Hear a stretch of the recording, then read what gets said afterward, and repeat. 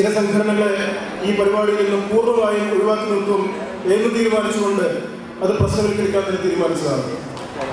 അത് വിജയം കണ്ടു എന്നാണ് മനസ്സിലാക്കുന്നത്. സ്വാമി ഐശ്വര്യമെന്ന് ഞാൻ പറയുന്നില്ല, ഈ വീടിൻ്റെ ഐശ്വര്യമെന്ന് ഞാൻ പറയുന്നില്ല. പണ്ടൊരിക്കൽ കേരള രാജാവ് കുരുമുളക് വള്ളി നിങ്ങൾ കൊണ്ടുപോകുമ്പോൾ ഞാറ്റുവേല കൂടെ കൊണ്ടുപോകാൻ പറ്റുമെന്ന് ചോദിച്ചു. കോഴിക്കോട്ടേക്ക് ഞാറ്റുവേല പോവില്ല. ഇവിടെ ഈ ഡാൻസ് ചെറുപ്പക്കാർ കലാകക്ഷിയുടെയും യൂത്ത് ഡയലോഗിൻ്റെയും RYFIയുടെയും ഇന്നും ക്യാമ്പസുകളിൽ വർഗീയത പ്രചരിച്ചിരിക്കുന്ന SFIയുടെയും ASFിൻ്റെയും DYFIയുടെയും AIFിൻ്റെയും ചെറുപ്പക്കാർ സൽസർവിസിലുള്ള കട്ടമിട്ട കുട്ടികൾ ഇവർ ഡാൻസ് ചെയ്യുമ്പോൾ അവിടെ വെള്ളാപ്പള്ളി നടേശനും കാന്തപുരം മുസ്ലിയാർക്കും ഒരു മിനിറ്റ് നിൽക്കാൻ പറ്റില്ല.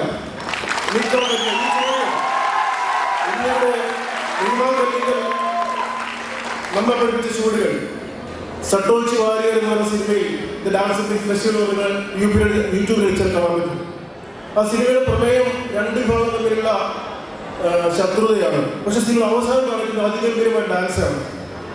ഈ മരിച്ചു വീണ കിടക്കുന്ന കഥാപാത്രങ്ങൾ ഏറ്റവും ഒന്നിച്ചു നിന്ന് നൃത്തം ചെയ്യുന്ന ഡാൻസ്. ആ ഡാൻസ് അങ്ങനെ നൃത്തം ചെയ്യാൻ വെള്ളാപ്പള്ളി നടേശനും കാന്തപുരവും ഒക്കെ ഒന്നിച്ച്, നരേന്ദ്രമോദിയും സോണിയാഗാന്ധിയും ഒക്കെ ഒന്നിച്ച് ഡാൻസ് ചെയ്യുന്ന ഒരു ഭാവി നമ്മുടെ നാട്ടിൽ ഉണ്ടാകും എന്നാണ് ഞാൻ പ്രതീക്ഷിക്കുന്നത്.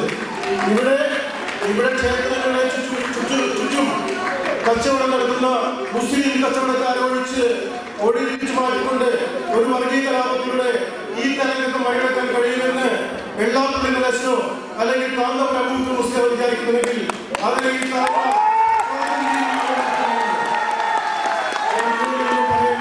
ഞാൻ കൂടുതലൊന്നും പറയാൻ ആഗ്രഹിക്കുന്നില്ല. മറുപടികളുണ്ട്, ഒരുപാട് കാര്യങ്ങൾ മറുപടികളുണ്ട്. ഫീൽഡിന്റെ രേഖ അദ്ദേഹം ഏറ്റവും കുറഞ്ഞ വാക്കുകൾ നേതാക്കിയത് എല്ലാവർക്കും അത് വികസിപ്പിക്കാനുള്ള സ്വഭാവം നിർവഹിച്ചുകൊണ്ടാണ്. അതിന് എല്ലാ ശ്രമങ്ങളും സർക്കാർ നടത്തുന്നുണ്ട്. ആർക്കും സംഘടിപ്പിക്കാൻ ശ്രമങ്ങൾ ഇതിന്റെ വേറെ രൂപത്തിലാവാം. ഇതിന് ഈ ചർച്ചകൾ നമുക്ക് മുന്നോട്ട് കൊണ്ടുപോകാം. അതിനുള്ള എല്ലാ തുറവിയോടും കൂടിയാണ് ഈ മനുഷ്യസംഗമം മുന്നോട്ട് പോകുന്നത്. ഇതിന്റെ പ്രവർത്തനങ്ങളിൽ പങ്കുചേർന്ന മുഴുവൻ ആളുകളോടും ഞാൻ അവരുടെ പേരിൽ പറയാൻ ആഗ്രഹിക്കുന്നില്ല. എല്ലാവരോടും സംഘടനാ സമിതിയുടെ ഇത് ആരെങ്കിലും ആളുകളുടെ കൂട്ടായ്മയല്ല. ഇത് ഈ കൂട്ടായ്മയിലേക്ക് സുനിൽ പറഞ്ഞതുപോലെ വിട്ടുപോകാൻ കഴിയാത്ത കൂട്ടായ്മയാണ്.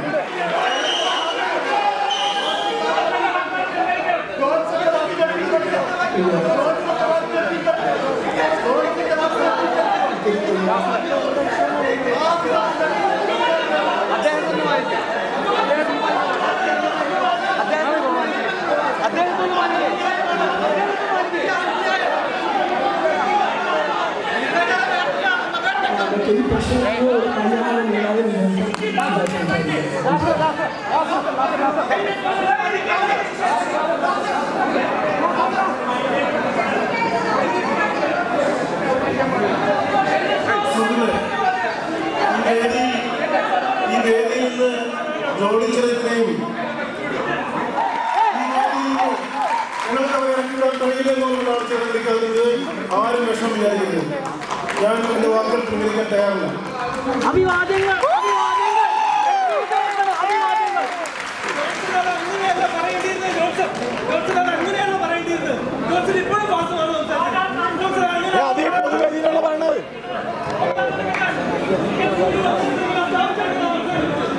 ദയവ് ചെയ്ത് ഈ സംഘാടക സമിതിയുമായിട്ടുള്ള സംവാദം ആർക്കും തുടരാവുന്നതാണ്. അതിനുള്ള വേദി എവിടെയാണ്? എന്ന സമ്മതപോലെ പ്രസംഗിക്കാൻ അനുവദിക്കണം.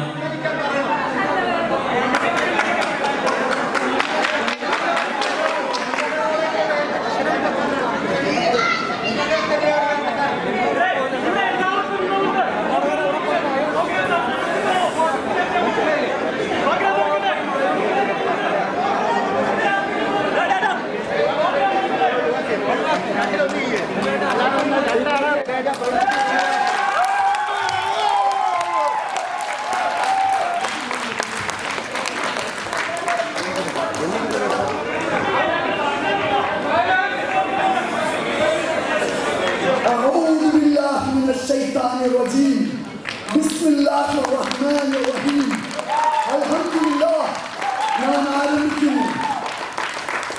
ഞാനൊരു മുസ്ലിം വിശ്വാസിയല്ല, ഇപ്പോഴുമല്ല, മുൻപുമല്ല, ഇനിയും അല്ല.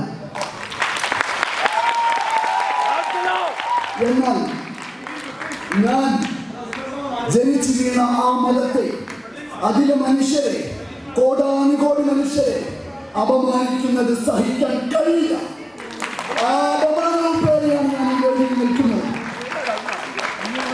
തീർച്ചയായും സുഹൃത്തുക്കളെ, നിങ്ങൾ ആരും തന്നെ ഒരു സമുദായത്തെ അപമാനിക്കാൻ ആഗ്രഹിക്കുമെന്ന് ഞാൻ വിശ്വസിക്കുന്നില്ല. ഞാൻ ജനാധിപത്യ വിശ്വാസിയാണ്. അതുകൊണ്ട് തന്നെ പറയട്ടെ, ഈ സംഗമവേദിയിൽ അതിൻ്റെ പ്രധാനപ്പെട്ട അധ്യക്ഷനായിട്ടുള്ള ഒരു വ്യക്തി മുസ്ലിം സമുദായത്തെ അടച്ചാൽ തീർച്ചയായിട്ടും അത് അടങ്ങിയിരിക്കാൻ സാധിക്കില്ല. ഒരു സമുദായത്തിന്റെ അനുഭവങ്ങളെല്ലാം ഒരു അനുഭവങ്ങളെല്ലാം അനുഭവം ആ അനുഭവത്തെ നിഷേധിക്കാൻ ഒരാൾക്കും, ഒരു മതേതരനും, ഒരു ഇടതുപക്ഷക്കാരനും അവകാശമില്ല. എന്റെ ഇസ്ലാമിക അനുഭവത്തെ റദ്ദു ചെയ്യാൻ ഇവിടുത്തെ ഒരു മനുഷ്യനും അവകാശമില്ല. അതെന്റെ അവകാശമാണ്, എന്റെ ജന്മാവകാശമാണ്.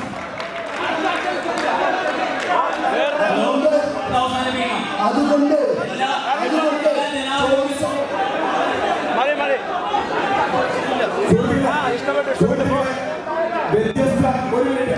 വ്യത്യസ്ത അഭിപ്രായമുള്ള ആളുകളാണ് നമ്മൾ എന്ന് അറിഞ്ഞുകൊണ്ട് തന്നെയാണ് നമ്മളിവിടെ നിൽക്കുന്നത്. നമുക്കിടയിൽ ഒരു ജനാധിപത്യം ആവശ്യമുണ്ട്. വ്യത്യസ്തമായ അഭിപ്രായ പ്രകടനത്തിനുള്ള സ്വാതന്ത്ര്യമുണ്ട്. പക്ഷെ ഒരു കാര്യം, നമ്മളിവിടെ ഒരുപാട് ചർച്ച കഴിഞ്ഞിട്ടുണ്ട്. ഇപ്പൊ നമ്മളിവിടെ ഒരു വേദിയിൽ വളരെ വിശിഷ്ടരായ വ്യക്തികൾ നമ്മൾ ക്ഷണിച്ചു വരുത്തി 2000 പേർ ചേർന്ന് ക്ഷണിച്ചു വരുത്തിയ ഒരു വിശിഷ്ടരായ വ്യക്തികളാണ് ഇവിടെ ഉള്ളത്. ബഹുമാനപ്പെട്ട NS മാധവനെ പോലെ, പോസ്കോ സമരനായകൻ അഭയ് സാഹുവിനെ പോലെ, മേദിനി ചേച്ചിയെ പോലെ കേരളവും ഇന്ത്യയും ലോകവും ആദരിക്കുന്ന ചരിത്രത്തിൽ ഇടം നേടിയിട്ടുള്ള ആളുകളാണ്. അവരോട് നാം നമ്മുടേതായ ബഹുമാനവും ജനാധിപത്യവും പാലിക്കണം എന്ന് മാത്രം പറഞ്ഞിട്ടുണ്ട്. തീർച്ചയായും ബഹുമാനപ്പെട്ട NS മാധവൻ സാറ്, നമുക്കറിയാം, അദ്ദേഹത്തെ കുറിച്ച് ഞാൻ പറയേണ്ടതില്ല. ബാബരി മസ്ജിദിൽ വീണപ്പോൾ തിരുത്ത് എന്ന ഒറ്റ കഥ